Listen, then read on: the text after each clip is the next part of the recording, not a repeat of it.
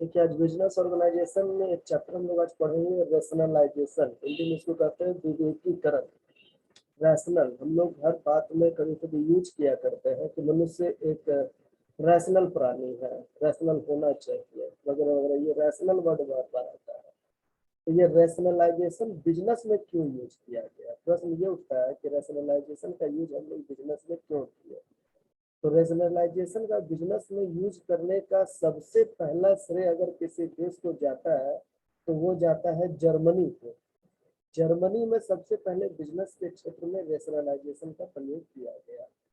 कब किया गया, तो आप अगर हिस्ट्री के बारे में थोड़ा सा जानते होंगे तो फर्स्ट वर्ल्ड वार जब हुआ था, प्रथम विश्व युद्ध जब हुआ था 1914 ईस्वी से लेकर 1918 ईस्वी तक, ये 4 साल का फर्स्ट वर्ल्ड वार था जब पूरे देश में युद्ध की स्थिति बनी हुई थी। तो जब फर्स्ट वर्ल्ड वार खत्म हुआ तो जर्मनी के जितने भी उद्योग धंधे थे लगभग लगभग सारे मृत प्राय हो गए थे, मतलब सब कोई ऐसे डेड की तरह हो गए थे कि उन उद्योग धंधों में कुछ भी बिजनेस कर पाना संभव नहीं था। तो जब पहला विश्व युद्ध 1914 से 1918 के बीच चला तो उस समय पहली बार रैशनलाइजेशन शब्द और रैशनलाइजेशन का पूरा प्रक्रिया का सदुपयोग अगर किसी देश ने स्टार्ट किया तो वो देश का नाम है जर्मनी। जर्मनी ही एक ऐसा देश है जिसके रैशनलाइजेशन का हम जनक भी कह सकते हैं, इसने ये रैशनलाइजेशन का जन्म दिया था।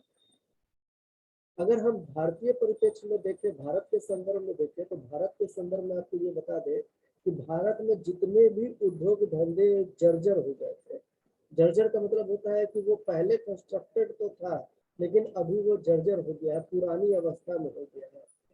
भारत के जितने भी उद्योग धंधों की आर्थिक स्थिति को सुदृढ़ करना था, आर्थिक स्थिति जिनकी खराब थी उनको ठीक करना था, उत्पादन, प्रोडक्शन और प्रोडक्टिविटी को बढ़ाना था, उत्पादन और उत्पादकता को बढ़ाना था, प्रोडक्शन और प्रोडक्टिविटी को इंक्रीज करना था, कॉस्ट ऑफ प्रोडक्शन को कम करना था, उत्पादन की लागत को कम करना था, क्वालिटी को बढ़ाना था, बिजनेस में जो वस्तु बेची जा रही थी उसकी क्वालिटी को बढ़ाना था, और हमारे देश के अगल बगल के जितने भी कॉम्पिटिटिव देश थे, जो भी प्रतियोगी देश थे, प्रतियोगी जो हमारे साथ प्रतियोगिता कर रहे थे, कॉम्पिटिटिव कर रहे थे, उस प्रतियोगिता करने की क्षमता में अपने आप में वृद्धि करना था। हमारे देश में जितने भी उद्योग धंधे थे अपने पड़ोसी देश के उद्योग धंधे के प्रतियोगिता से, कंपटीशन से अपने आप को कॉम्पिटिटिव बनाने के लिए, अपनी एलिजिबिलिटी को बढ़ाने के लिए,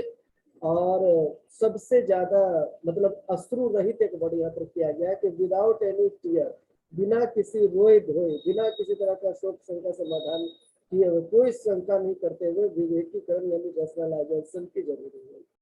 यहाँ पर अश्रु रहित वर्ड इसलिए कहा गया है कि जब आप बच्चा को, छोटा बच्चा को देखिएगा कि स्कूल ले जाया जाता है तो वो स्कूल जाने की स्थिति में नहीं होता, वो अनविलिंगली होता है। अनविलिंगली का मतलब है कि उसको मन नहीं रहता है कि हम स्कूल जाए, लेकिन उसको पकड़ के जबरदस्ती स्कूल ले जाया जाता है, आंसुओं के साथ वो बच्चा स्कूल जाता है। लेकिन यहाँ पर कहा है कि विवेकीकरण का अगर आपको प्रयोग करना है तो कोई आंसू नहीं बहाना पड़ेगा, आपको बिल्कुल ये सब जो स्थिति आपको बताया कि जर्जर स्थिति से निकालना है, या अपने आर्थिक स्थिति को मजबूत करना है, या प्रोडक्शन और प्रोडक्टिविटी को बढ़ाना है, या अपने क्वालिटी को इंक्रीज करना है, वगैरह वगैरह जितने भी कैरेक्टरिस्टिक्स बताए, इन सब के लिए बिजनेस में रैशनलाइजेशन का होना जरूरी था। तो ये था भारतीय कॉन्टेक्स्ट में कि भारत के संदर्भ में रैशनलाइजेशन का कितना जरूरी है। और उसके बाद हम आपको बताएं कि इसका इवेल्युएशन कैसे हुआ। इसका इवेल्युएशन फर्स्ट वर्ल्ड वार जब 1914 से लेकर 1918 के बीच चल रहा था तो जर्मनी एक देश था जहाँ के उद्योग धंधे लगभग लगभग मृत प्राय हो चुके थे, सारे उद्योग धंधे लग रहे थे कि पूरा डेड हो गया है। डेड क्यों हुआ था? डेड हुआ था due to world war, world war के चलते ये डेड हुआ था। श्रमिकों की कमी हो रही थी, पूंजी की कमी हो रही थी, पड़ोसी देश के कर्ज का भुगतान संभव नहीं हो पा रहा था, पड़ोसी देश से कंपटीशन बहुत ज्यादा था। तो इसी सब से उबरने के लिए सन 1921 में 1921 में जर्मनी सरकार ने एक बोर्ड की स्थापना की, और जर्मनी सरकार जो बोर्ड की स्थापना की उसका नाम रखा गया the national board for economy and efficiency. National board for economy and efficiency, इस बोर्ड का गठन किया गया था सन 1921 में, 1921 में, जिसमें यह कोशिश की गई थी कि जितने भी जर्मनी के उद्योग धंधे लगभग सुस्त पड़ गए हैं, जर्जर हो गए हैं, काम के लायक नहीं है, उनको फिर से स्टेबल करना, 10 वर्ष के अंदर देश की गरीबी को हटाना, 10 वर्ष के अंदर देश की बेरोजगारी को हटाना, 10 वर्ष के अंदर जो देश में मंदी की स्थिति थी, मंदी के चलते लोग चक्की पीस रहे थे, वो मंदी की स्थिति को दूर करना। यानी कहिए वर्ल्ड वार के चलते बहुत सारे ऑब्स्टेकल आ गए थे इंडस्ट्रियल क्षेत्र में, इंडस्ट्रियल यूनिट में बहुत तरह के ऑब्स्टेकल आ गया था, और ये रेशनलाइजेशन की सहायता से कोशिश किया जा रहा था कि वो सारे ऑब्स्टेकल को धीरे धीरे हटा दिया जाए। तो ये तो हो गया रेशनलाइजेशन की बात।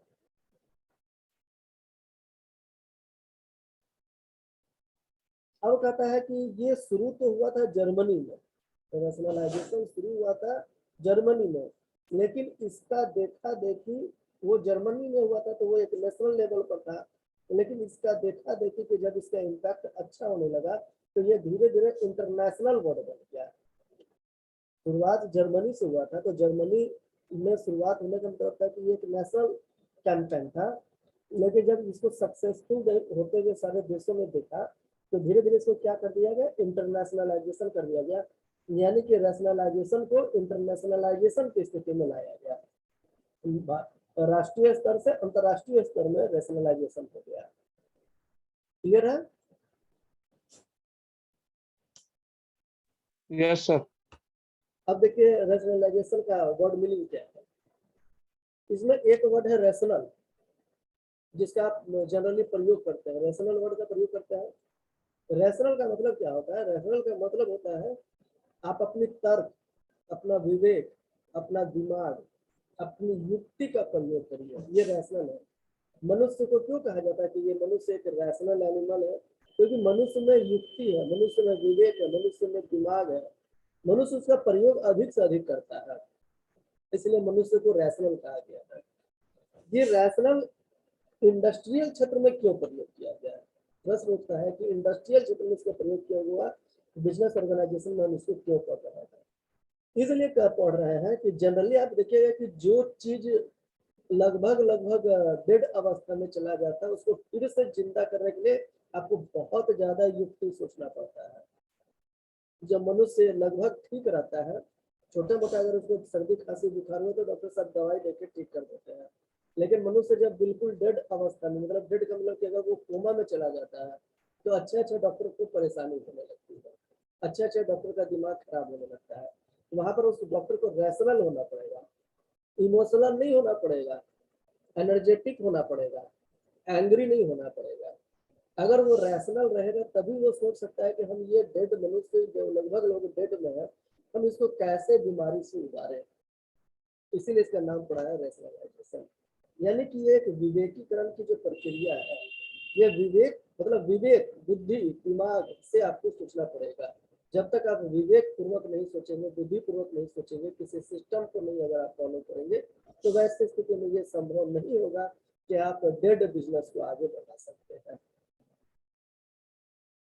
इसकी बहुत तरह की परिभाषाएं भी दे दी है, जो बहुत सारे विद्वान है वो अपने अपने स्तर से परिभाषा भी दिए हैं। एक विद्वान है एल उर्विक, एक विद्वान का नाम है एल उर्विक। उन्होंने कहा है कि रैशनलाइजेशन एक ऐसा मेथड है, पद्धति है। रैशनलाइजेशन एक ऐसा मेथड है जिसमें ऑर्गेनाइजेशन, जिसमें प्रोडक्शन, जिसमें मार्केटिंग और जिसमें कंजम्पशन, ये सारे चीजों का साइंटिफिक वे से यूज किया जाता है। एल उर्विक ने कहा कि रैशनलाइजेशन एक ऐसा मेथड है जिसमें ऑर्गेनाइजेशन, प्रोडक्शन, डिस्ट्रीब्यूशन और कंजम्पशन, ये सारे के सारे एरिया में साइंटिफिक मैनेजमेंट का यूज किया जाता है, साइंटिफिक वे का यूज किया जाता है। तो ये हो गया एक एल उर्विक के अनुसार से। इस तरह से और भी बहुत सारे लोग दिए हैं। E.A.J. रॉबिन्सन, जी रॉबिन्सन, ये एक महत्वपूर्ण व्यक्ति थे। उन्होंने भी रैशनलाइजेशन की परिभाषा दी। इसने कहा कि रैशनलाइजेशन जितने भी फर्म है, जितने भी इंडस्ट्री है, उनके बीच में न्यूली क्रिएट करना है। यानी गैप होता है ना, जनरेशन गैप हम लोग कहते हैं ना, कि हम लोग के पिताजी का जो जनरेशन होगा वो कंप्यूटर का यूज नहीं किया है, हम लोग जो जनरेशन है वो थोड़ा थोड़ा कंप्यूटर का यूज कर रहे हैं, लेकिन हम लोग के बाद का जो जनरेशन है वो फास्टली यूज कर रहा है, बहुत तेजी से यूज कर रहा है। तो गैप ऑफ जनरेशन है। विवेकीकरण या रेशनलाइजेशन भी यही है। एक मंदी से पहले की स्थिति थी, यानी वर्ल्ड वार से पहले की स्थिति थी, और एक वर्ल्ड वार के बाद की स्थिति है जो मंदी की स्थिति है। तो मंदी के समय बहुत कुछ ठीक ठाक था, वर्ल्ड वार के बाद जब मंदी आया तो बहुत कुछ खराब हो गया। तो उन दोनों बीच के पीरियड के लिए रैशनलाइजेशन का प्रयोग किया गया था, मंदी से पहले मंदी के बाद, यानी फर्स्ट वर्ल्ड वार से पहले और फर्स्ट वर्ल्ड वार के बाद, जहां पर ये सिस्टम को अडॉप्ट किया गया था कि इसके प्रोडक्शन को, इसके मार्केटिंग को, इसके डिस्ट्रीब्यूशन को, इसके कंजम्पशन को, ये सब में हम लोग साइंटिफिक वे का प्रयोग करेंगे। तो रैशनलाइजेशन एक पुल था दो पीरियड के बीच, रैशनलाइजेशन एक पुल का काम कर रहा था दो पीरियड के बीच, और वो बिल्कुल ट्रांसफॉर्मेशन की तरफ जा रहा था। रैशनलाइजेशन का वो बिल्कुल ट्रांसफॉर्मेशन की तरफ जा रहा था, यानी ये ट्रांसफॉर्म कर रहा था, मेथड को सारा का सारा को बदल रहा था।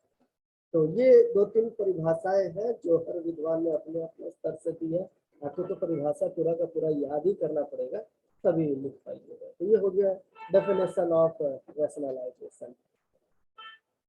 अब हम लोग इसके कैरेक्टरिस्टिक्स पर आते हैं कि रैशनलाइजेशन का कैरेक्टरिस्टिक्स क्या है, इसका लक्षण क्या है, इसका विशेषता क्या है, रैशनलाइजेशन किस कैरेक्टरिस्टिक्स के तहत काम करता है। सबसे पहले रैशनलाइजेशन को कहता है कि प्लान ऑफ रिकंस्ट्रक्शन, ये रिकंस्ट्रक्शन का एक प्लान है। रिकंस्ट्रक्शन, अगर ये ध्यान से वर्ड को आप सोचेंगे तो रिकंस्ट्रक्शन जो वर्ड बना है वो री प्लस कंस्ट्रक्शन से बना है। कंस्ट्रक्शन मतलब होता है निर्माण करना, और री का मतलब होता है पुनर्निर्माण करना। तो यहाँ पर जो ये शब्द का प्रयोग किया है प्लान ऑफ रिकंस्ट्रक्शन, यानी रैशनलाइजेशन रिकंस्ट्रक्शन का एक प्लान है। एक हम लोग भविष्य के बारे में फिर से गठित करने के लिए सोच रहे हैं। रिकंस्ट्रक्शन का मतलब फिर से गठित करना, तो उद्योग धंधों को फिर से गठित करना है, कब, भविष्य में, और उसकी एक योजना बनाना है। यही है योजना बनाने का तरीका रैशनलाइजेशन।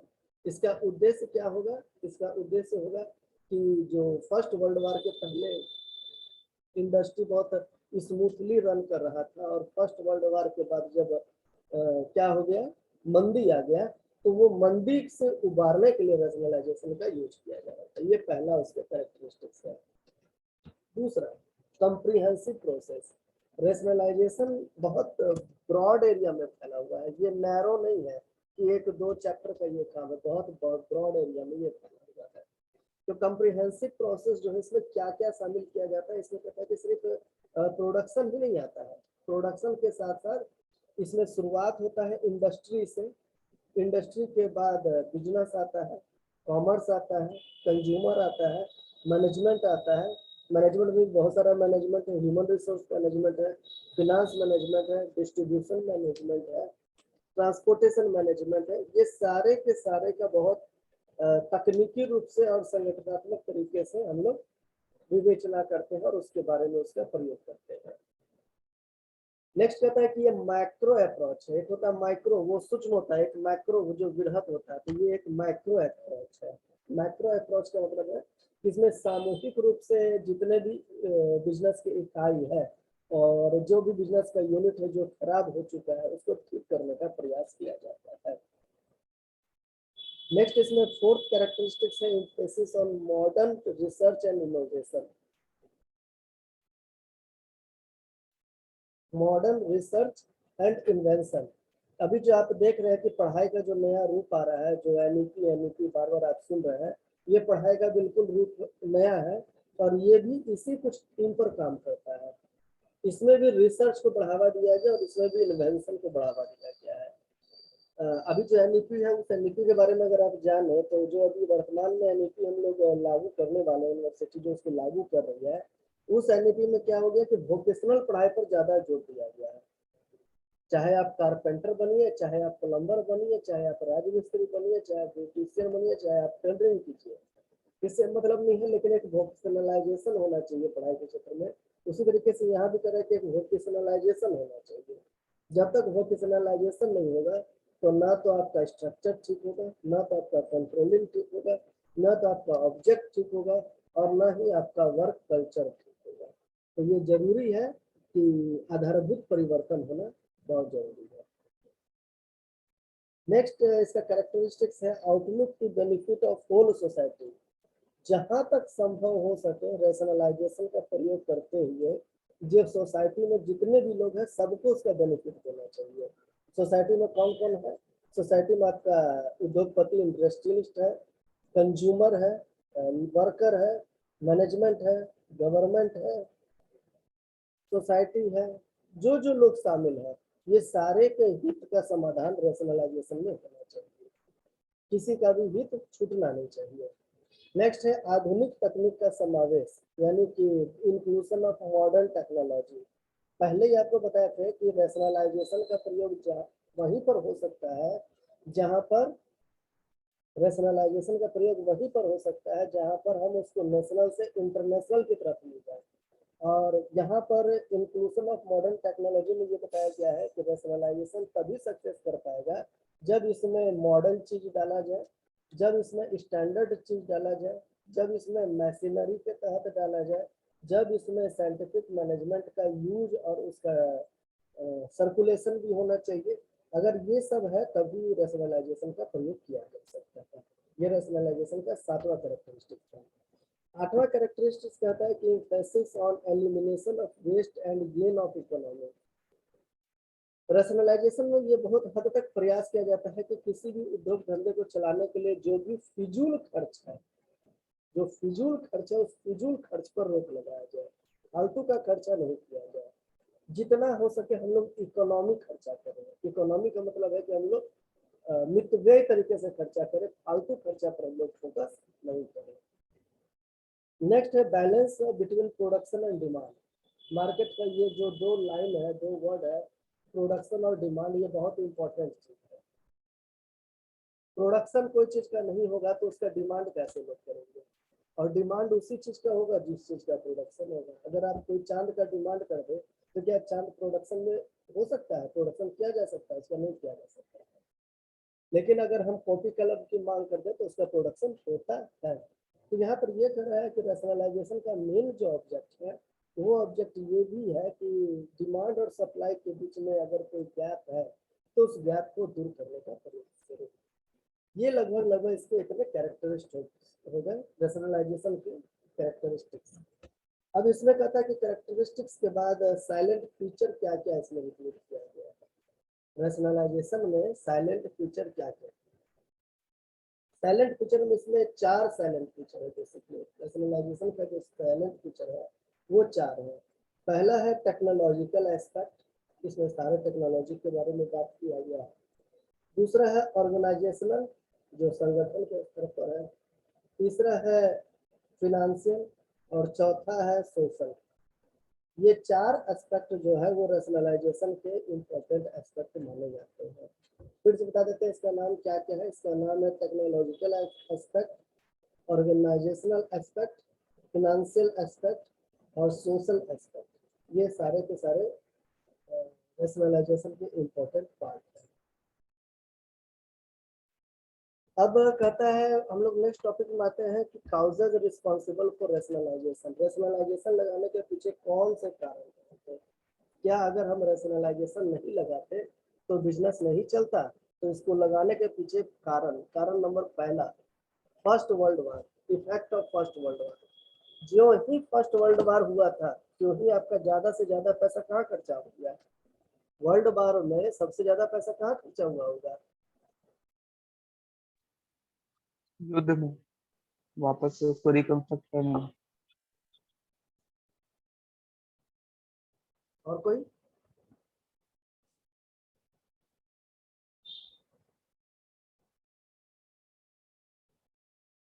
ठीक है, सही बात है कि फर्स्ट वर्ल्ड वार में अगर सबसे ज्यादा इन्वेस्टमेंट और सबसे ज्यादा अगर खर्चा करना पड़ा था तो वो करना पड़ा था किसमें? युद्ध में, वार में। जब युद्ध हुआ तो जैसे ही युद्ध तो बहुत लंबा नहीं चला, 4 ही साल का खेला था, 1914 से 1918 तक। लेकिन जैसे ही युद्ध खत्म हुआ, आपको तबाही का मंजर अपने आंखों के सामने दिखाई पड़ने लगा कि हमारा देश में क्या तबाही हुआ। और एक चीज बहुत अच्छी कहावत है कि अगर कोई तबाह होता है और वो फिर से अगर नीचे गिर के उठता है तो वैसा आदमी बहुत तेजी से उठता है। जर्मनी भी वही काम किया, तबाह तो हुआ लेकिन बहुत तेजी से उठा। अगर यूरोपीय कंट्री में कोई देश डेवलप किया बहुत तेजी से, that is also Germany. Germany काफी तेजी से डेवलप किया है। तो कहता है कि पहला विश्व युद्ध का प्रभाव था जिसके चलते रैशनलाइजेशन का प्रयोग किया गया। पहला विश्व युद्ध में क्या हुआ कि 1914 से लेकर 1918 तक जो वर्ल्ड वार चला, उस वर्ल्ड वार में बहुत चीज बर्बाद हुआ देश का। और जब वर्ल्ड वार खत्म हुआ तो हम अपने तबाही का मंजर देखने लगे कि हमारे पास ना रॉ मटेरियल है, ना हमारे पास वर्कर है। वर्कर भी दो तरह का होता है, एक एफिशिएंट होता है, एक नॉन एफिशिएंट होता है। तो जो नॉन एफिशिएंट वर्कर है वो तो थोड़े बहुत मिल भी रहे थे, लेकिन एफिशिएंट वर्कर नहीं मिल रहे थे। इसलिए नहीं मिल रहे थे कि लगभग मंदी जो थी तो वो हर देश में आ गई थी। और जब हर देश में मंदी आई तो जो एक्सपर्टाइज लोग था वो दूसरे देशों ने उनको हायर कर लिया था। तो उस देश के पास पैसा नहीं था उनको देने के लिए। तो ये मंदी आने से बिजनेस का जो प्रोडक्शन है वो लगभग धीरे धीरे बंद ही हो गया था। यानी उनको स्टार्ट कर पाना बहुत मुश्किल था। और ये बंद होने के चलते ही रैशनलाइजेशन पहली बार भारत में लगा। पहला क्यों लगा था, ये रीजन था, due to first world war. Second reason है रैशनलाइजेशन लगाने का, लेबर ऑर्गेनाइजेशन, वर्कर का ऑर्गेनाइजेशन है। ये नेशनल लेवल पर है, ये फैक्ट्री लेवल पर है, ये इंटरनेशनल लेवल पर है। तो ये नेशनल, इंटरनेशनल या फैक्ट्री लेवल पर जो भी लेबर का ऑर्गेनाइजेशन है उनका हमेशा दबाव रहता है कि हमें हमारे प्रॉफिट का हिस्सा मिलना चाहिए। प्रॉफिट का मतलब कि हमारा हैंडसम सैलरी होना चाहिए। तो हैंडसम सैलरी होना चाहिए, तो ये लोग क्या किए, लेबर लोग का एक यूनियन बना लिया और ऑर्गेनाइजेशन बना लिया। उस यूनियन और ऑर्गेनाइजेशन के तहत ये लोग अपने अधिकार की मांग करने लगे। और जब मांग करने लगे तो फिर मजबूरन रैशनलाइजेशन का प्रयोग करना पड़ा। नेक्स्ट है इन्फ्लेशन एंड अनएम्प्लॉयमेंट। ध्यान दीजिएगा, जब हम लोग ये पढ़ रहे हैं कि फैक्टर्स अफेक्टिंग रैशनलाइजेशन, कौन कौन फैक्टर अफेक्ट करता है रैशनलाइजेशन को, तो अभी एक टॉपिक हम बता रहे हैं, इन्फ्लेशन एंड अनएम्प्लॉयमेंट। मुद्रा का प्रसार और मुद्रा की बेकारी या बेरोजगारी। इसी के जस्ट बाद हम लोग डिफ्लेशन भी पढ़ेंगे। तो ये कंफ्यूजन नहीं कीजिएगा कि हम लोग डिफ्लेशन भी पढ़ रहे हैं उसी में और इन्फ्लेशन भी पढ़ रहे हैं उसी में। तो इन्फ्लेशन क्यों हम लोग मतलब यहाँ पर पढ़ रहे हैं, कहता है कि इन्फ्लेशन का मतलब क्या होता है, मुद्रा का प्रसार। मुद्रा का प्रसार का मतलब क्या होता है, मुद्रा बहुत अधिक मात्रा में मार्केट में आ गया है, जबकि उतना मात्रा का मार्केट में मुद्रा का होना जरूरी नहीं था। और बेकारी, बेकारी का मतलब है कि बेरोजगारी, लोगों के पास रोजगार नहीं बचे, लोगों के पास काम करने के लिए पूंजी नहीं बचा। तो जब रोजगार और पूंजी नहीं बचेगा तो वैसे स्थिति में रैशनलाइजेशन का प्रयोग किया जाने लगा। Fourth one is deflation. Deflation को हिंदी में कहते हैं मुद्रा संकुचन। मुद्रा संकुचन इन्फ्लेशन का जस्ट अपोजिट है, मुद्रास्फीति का उल्टा है मुद्रा संकुचन। मुद्रास्फीति में क्या होता है कि लोगों के पास बहुत अधिक पैसा आ जाता है और मुद्रा संकुचन में लोगों के पास बहुत कम पैसा रहता है। आपको हम अभी बार बार बोल रहे हैं फर्स्ट वर्ल्ड वार, आप लोग क्वेश्चन नहीं किए, हम पूछते हैं आप लोग से क्वेश्चन कि फर्स्ट वर्ल्ड वार के बाद मुद्रास्फीति की स्थिति कैसे आ गई, मुद्रा लोगों के पास ज्यादा कैसे आ गया, कोई बता सकते हैं? क्योंकि फर्स्ट फर्स्ट वर्ल्ड वॉर के बाद सारा बिजनेस, सारा इंडस्ट्री ठप हो गया था, मार्केट में नया सामान नहीं आ रहा था, किसी तरह का प्रोडक्शन नहीं हो रहा था, तो आदमी के पास खर्च करने का जरिया नहीं बचा। ये कारण हो सकता है कि मुद्रास्फीति हुआ फर्स्ट वर्ल्ड वॉर के बाद। और कोई? देखिए फर्स्ट वर्ल्ड वार में क्या हुआ कि हर देश के पास युद्ध का सामान का उत्पादन करने का खुद का साधन नहीं था। बहुत सारा देश क्या क्या उत्पादन करने के लिए दूसरे देश पर आश्रित था। और दूसरे देश पर जब आश्रित था तो आप उनको पैसा दे के उनसे हथियार खरीद रहे थे, औजार खरीद रहे थे, गोला बारूद खरीद रहे थे, बंदूकें खरीद रहे थे। तो जो देश ज्यादा डेवलप था इस मामले में उसके यहाँ ज्यादा पैसा पहुंचने लगा, क्योंकि हर देश खरीदना चाह रहा था। अगर बंदूक की जरूरत है तो हर देश आपके पास आ रहा है खरीदने के लिए, गोला का जरूरत है तो हर देश आ रहा था खरीदने के लिए। तो जिस देश ने औद्योगिक क्रांति के लगभग मतलब औद्योगिक क्षेत्र में अपना रक्षा का उत्पादन जब देश बढ़ाया होगा, जो वार के लिए जो जरूरत है आइटम है, उस देश में मुद्रा का प्रसार हुआ होगा। हर देश में नहीं हुआ होगा, उसी देश में हुआ होगा जो रक्षा उपकरण बेच के और पैसा ले रहा होगा, क्योंकि सारा देश उसके पास आता होगा खरीदने के लिए। ठीक है, ये टॉपिक समझ रहे यस हैं कि सर। इन्फ्लेशन क्यों हुआ और डिफ्लेशन क्यों हुआ वो बताते हैं। डिफ्लेशन का मतलब हो गया मुद्रा संकुचन, और मुद्रा संकुचन में क्या होता है, पैसा का कमी हो जाता है। और पैसा का कमी क्यों हुआ, पैसा का कमी हुआ ड्यू टू, जब हमारे देश में युद्ध छिड़ा हुआ था तो हम अधिक अपना पैसा खर्चा कर रहे थे रक्षा का सामान खरीदने के लिए। ठीक है, डिफेंस के लिए हम अपना वार के लिए अपना इंस्ट्रूमेंट खरीद रहे थे, तो वहां पर हम अपना ज्यादा पैसा दूसरे देश को दे के आ रहे थे, तो हमारे देश से पैसा निकल रहा था, इसलिए हमारे देश में संकुचन हो गया। और जिस देश में बहुत ज्यादा पैसा जा रहा था उस देश में मुद्रा स्फीति हो गया। तो यहाँ पर देखिए रैशनलाइजेशन में दोनों वर्ड का प्रयोग किया गया है, इन्फ्लेशन का भी यूज है और डिफ्लेशन का भी यूज है। लेकिन इन्फ्लेशन के साथ में क्या बताया, अनएम्प्लॉयमेंट, वहां पर रोजगार नहीं थे। और डिफ्लेशन में क्या बताया कि यहाँ पर लोगों के पास पूंजी कम हो गई, उद्योग धंधे कम हो गए, उत्पादन कम हो गया, पब्लिक में लेबर का संख्या घटने लगा, क्योंकि मारे गोली चलने लगा, तो गोली चला तो कुछ वर्कर मारे भी गए। तो ये मुद्रा स्फीति भी आता है इसका कारण में, और मुद्रा संकुचन भी आता है। इसलिए ये कंफ्यूजन नहीं किया कि एक ही क्वेश्चन में दो दो रीजन क्यों आया। नेक्स्ट है effect of world wide depression. जब विश्व युद्ध खत्म हुआ 1914 से लेकर 1918 तक, तो लगभग 11 साल तक मंदी का स्थिति बना हुआ था। विश्व युद्ध 1918 में खत्म हुआ, लेकिन मंदी का स्थिति लगभग 1929 तक बना हुआ रहा। और जब मंदी का स्थिति होता है तो उसको अप करने में बहुत डिस्टर्ब बल लगाना पड़ता है, बहुत मुश्किल लगता है कि अगर कोई बिजनेस डाउनफॉल में चला गया, लगभग तो हर कंट्री का बिजनेस चला गया था डाउनफॉल में, लेकिन उसको स्टेबल करना बहुत कष्टदायक था, इसमें रैशनलाइजेशन का प्रयोग किया गया। नेक्स्ट है टू बीइंग साइंटिफिक। 1918 से पहले हम बहुत से बहुत अपने शारीरिक मेहनत से उत्पादन करते थे, लेकिन 1918 के बाद या 1929 के बाद हम अपने शारीरिक मेहनत को कम किए और साइंटिफिक मेहनत को बढ़ाए। हम अपने साइंटिफिक पूंजी को लगाए, साइंटिफिक ब्रेन को लगाए, साइंटिफिक इंस्ट्रूमेंट को लगाए, तो इससे क्या हुआ, प्रोडक्शन बढ़ा और एक बहुत तेजी से बढ़ा। हाथ से खेती करते हैं, बहुत अधिक खेती नहीं होता, ट्रैक्टर से खेती किए, बहुत अधिक खेती हुआ। तो ये रीजन है रैशनलाइजेशन में, साइंटिफिक को प्रमोट करने के लिए रैशनलाइजेशन लगाया गया। नेक्स्ट रीजन है रैशनलाइजेशन लगाने का, टू सेफगार्ड कंज्यूमर इंटरेस्ट। ग्राहक को कोई भी सामान हमेशा न्यूनतम मूल्य पर मिलना चाहिए, अधिकतम मूल्य पर नहीं मिलना चाहिए। अगर कोई दवाइयाँ है, जरूरत है, तो आप उसको कम से कम दाम में खरीदने वाला दवाई खरीदिए। जैसे जेनरिक दवाइयाँ जो होती है वो कम दाम की होती है। तो कस्टमर को मिनिमम प्राइस पर वस्तु खरीदने के लिए रैशनलाइजेशन का होना जरूरी है। रैशनलाइजेशन ही एकमात्र सहारा था जिसके चलते मनुष्य रैशनलाइजेशन के साथ मनुष्य रैशनल का है और आप अपना हित का पूर्ति किया। नेक्स्ट रीजन है टू ब्रिंग फिनेंशियल स्टेबिलिटी, आर्थिक सुदृढ़ता को बढ़ाना। चूंकि वर्ल्ड वार हुआ था तो आर्थिक स्थिति तो पूरा डवाडोल हो गया था, कई लोगों को सैलरी नहीं दे पा रहे थे, और कई लोगों के पास जिसके पास हथियार थे उसको बेचना था हथियार, तो उनके पास अनाप शनाप पैसे पहुंच जा रहे थे। तो ऐसी स्थिति में कहा कि जितना इकोनॉमिक इनस्टेबिलिटी हो गया था, कुछ उड़ गया था, कुछ गिर गया था, कुछ इक्वल हो गया था, कुछ क्रैश कर गया था, वो सबको मिलाकर एक इकोनॉमी तैयार करना भी प्रायोरिटी थी नेशनलाइजेशन की। नेक्स्ट है इन्वेस्टिगेशन एंड रिसर्च। निरंतर खोज और अनुसंधान अगर होता रहे तो नए नए मशीन और यंत्र का आविष्कार हो जाएगा।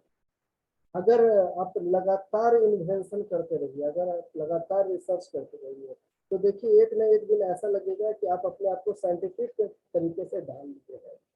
अगर दीवार को भी देखिएगा तो उस पर भी आपका दिमाग दौड़ने लगेगा कि दीवार में क्या है, कैसे है, हम इस पर भी एक रिसर्च कर सकते हैं। और रैशनलाइजेशन का प्रयोग होने का अंतिम कारण था increase in demand of goods. क्योंकि अपने देश में मंदी आ गई, उत्पादन नहीं हो रहा है। मान लीजिए उत्पादन नहीं होगा तो कुछ ऐसे इसेंशियल गुड्स है जो तो लोग खरीदेंगे, कम से कम उसका डिमांड तो बढ़ेगा। अब मान लीजिए खाना है तो खाना के लिए जो भी खाना का सामान है उसका दाम तो बढ़ेगा ही, उसका डिमांड बढ़ेगा ही। तो वैसी स्थिति में रैशनलाइजेशन का यूज किया। तो ये 10 ऐसे रीजन है जिसके चलते रैशनलाइजेशन का प्रयोग किया गया। क्लियर है? Yes sir.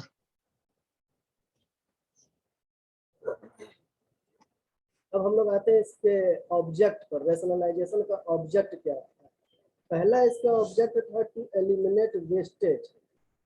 हम लोग बिजनेस चलाते थे तो बहुत सारा खर्चा जो होता था वो फालतू का खर्चा होता था। रैशनलाइजेशन का पहला ऑब्जेक्ट ये था कि जो अपव्यय हो रहा है बिजनेस में, जो कंपटीशन तो है लेकिन वो कंपटीशन फेयर कंपटीशन नहीं है, वो गलत कंपटीशन है। और जो प्रोडक्शन का प्रोसेस है वो डिफॉल्टी प्रोसेस है। इसलिए वहां पर जो खर्चा हम एक्स्ट्रा कर रहे थे वो खर्चा को रोकना जरूरी था, इसलिए रैशनलाइजेशन का प्रयोग किया गया। पहला ऑब्जेक्ट। दूसरा ऑब्जेक्ट है maximum utilization of resources. Resources का अधिक से अधिक उपयोग होना चाहिए। तीसरा है maximum production at minimum cost. हम लोग कहते हैं ना चीप एंड बेस्ट, मतलब कम दाम में अच्छी से अच्छी वस्तु प्राप्त कर रहे हैं। तो कंपनियां भी वही सोचती है कि हम कम दाम में अच्छी वस्तु का उत्पादन करके लोगों को दे सकें। ये उनकी भी सोच होती है। तो इसलिए रैशनलाइजेशन का प्रयोग हुआ कि उत्पादन का लागत कम लगे और उत्पादन अधिक हो। नेक्स्ट है to increase worker efficiency and morale. Rationalization का प्रयोग करने से जो आपके वर्कर थे उनके मोरल में अप हो गया, उनका मोरल बूस्टअप कर गया। उनकी जो सोचने और मनोबल की स्थिति थी वो बदल गई, उनका जो स्किल था वो स्किल भी बदल गया। तो वो ज्यादा खुश हुए और ज्यादा खुश हुए तो ज्यादा मेहनत के साथ अपने इंडस्ट्री में काम कर रहे थे। नेक्स्ट इसका रीजन है टू स्टैंडर्डाइज। कोई भी चीज का परमापीकरण होना चाहिए, पहले बजट होना चाहिए उसके बाद उसका खर्चा होना चाहिए। तो ये कहता है कि रैशनलाइजेशन का यूज करने का एक रीजन ये भी था कि स्टैंडर्डाइज करना उसका जरूरी था, परमापीकरण करना जरूरी था। नेक्स्ट रीजन था to bring stability in the industrial structure of the country. देश का जो औद्योगिक स्थिति था उसको सुदृढ़ करना जरूरी था, उसको स्थिर करना जरूरी था। क्योंकि जो भी इंडस्ट्रियल स्ट्रक्चर था वो बहुत उठा पटक हो चुका था, कभी अप होता था, कभी डाउन होता था, कभी लेवल हो जाता था, कभी बूस्टअप में नीचे गिर जाता था। तो उसको रोकने के लिए भी ये जरूरी था। नेक्स्ट है to make available goods at cheaper price. वस्तु को कम मूल्य पर ग्राहक को उपलब्ध कराना। रैशनलाइजेशन का एक ऑब्जेक्ट ये भी था कि वस्तु को कम मूल्य पर ग्राहक को उपलब्ध कराना। नेक्स्ट था to raise the standard of living of masses. जितने अधिक से अधिक लोग थे भारत में उनके स्टैंडर्ड लिविंग को बढ़ाना। उनका स्टैंडर्ड लिविंग गिर गया था क्योंकि मंदी हो गई थी, और मंदी होने के बाद लोगों के पास पैसा कम हो गया था। और जब पैसा कम हो गया था तो उनका स्टैंडर्ड ऑफ लिविंग जो था वो गिर गया था, लिविंग स्टैंडर्ड बहुत गिर गया था।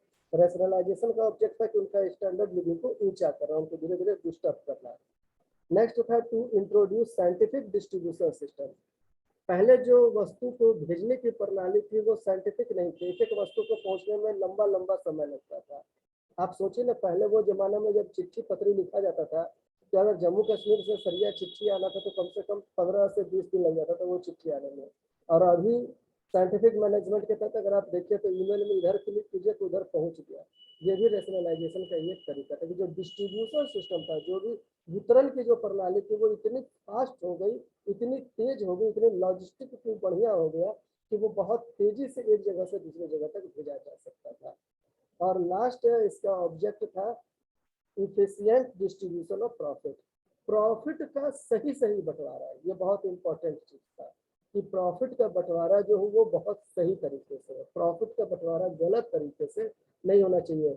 मालिक को अपना हिस्सा मिलना चाहिए, वर्कर को अपना हिस्सा मिलना चाहिए, बैंक को अपना इंटरेस्ट मिलना चाहिए, गवर्नमेंट को अपना हिस्सा टैक्स के रूप में मिलना चाहिए। यानी हर आदमी का प्रॉफिट में हिस्सा होना चाहिए।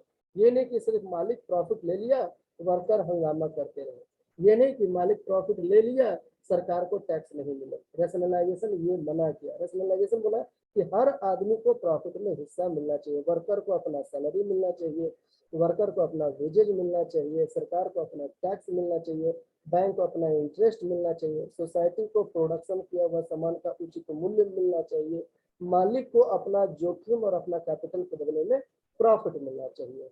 तो ये 10 रीजन थे जो रैशनलाइजेशन के लिए जरूरी थे, ये उनके ऑब्जेक्ट है। तो आज हम लोग पढ़ेंगे कि रैशनलाइजेशन क्या है, रैशनलाइजेशन का कुछ डेफिनेशन हम लोग देखें, रैशनलाइजेशन का कैरेक्टरिस्टिक्स देखें, उसका काउजेस देखें, फिर उसके बाद उसका साइलेंट फीचर देखें, और लास्ट में ऑब्जेक्ट ऑफ रैशनलाइजेशन, उसका उद्देश्य देखें। यहाँ तक किसी को कोई दिक्कत है? No sir.